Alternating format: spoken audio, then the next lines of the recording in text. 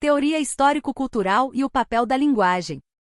Nesse vídeo abordaremos um pouco sobre o pensamento da teoria histórico-cultural, a mediação de instrumentos e signos e o papel da linguagem no desenvolvimento humano.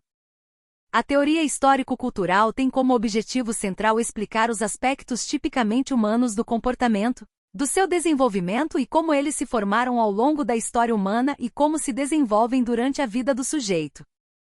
O homem se desenvolve a partir da sua história e interações com o meio. A sociedade a qual estamos inseridos é que vai modelando o homem e vamos apropriando de algumas faculdades mentais.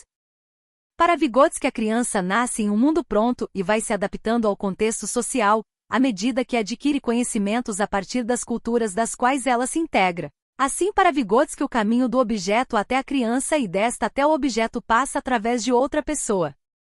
Na teoria histórico-cultural, o homem é dotado de funções psicológicas, que podem ser funções psicológicas elementares tais como a capacidade de estímulo e resposta a um dado perigo. E as funções psicológicas superiores que são a memória, a atenção, o uso da linguagem, a capacidade de planejar, o raciocínio dedutivo, dentre outras. Essas funções psicológicas superiores são funções que nos diferem dos demais animais. Elas se desenvolvem com a relação do homem com o meio, ou seja, elas não são natas. Assim, para Vygotsky, as funções psicológicas são resultados da interação com o mundo das pessoas e objetos, e passam por um processo de internalização, primeiro que se dá em nível interpsicológico, ou seja, entre pessoas, e depois no interior da pessoa que representa o nível intrapsicológico. Dessa forma, para Vygotsky, no desenvolvimento cultural da criança, toda função aparece duas vezes, a nível social e mais tarde a nível individual. Esse processo de internalização se dá por meio de mediação entre signos e instrumentos.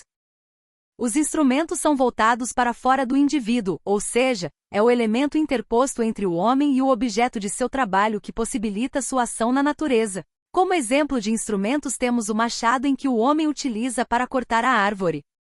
Os signos são representações mentais, eles assumem a função de indicador e representam os objetos, os eventos e situações no nível intrapsicológico. Eles mediam a forma como significamos a realidade na nossa mente. Os signos são internalizados por meio da linguagem, que é aprendida no meio cultural do indivíduo. Assim, a linguagem tem um papel crucial na teoria histórica cultural, pois ela possibilita o desenvolvimento do sujeito. Para Vygotsky, é na mediação da linguagem que adquirimos o significado e o sentido das coisas. Assim, a linguagem é o principal instrumento de representação simbólica que os seres humanos possuem. A linguagem não é apenas forma de comunicação, é o meio pelo qual construímos nossos pensamentos, é portanto desenvolvimento. O desenvolvimento, por sua vez, é determinado pela mediação da linguagem, ou seja, pelos instrumentos linguísticos do pensamento e pela experiência sociocultural. Assim, a linguagem é um processo fundamental para a formação de conceitos e ideias abstratas, e o pensamento só se torna possível por meio da linguagem. Espero que tenham aproveitado as informações, essas são nossas principais referências. Obrigado.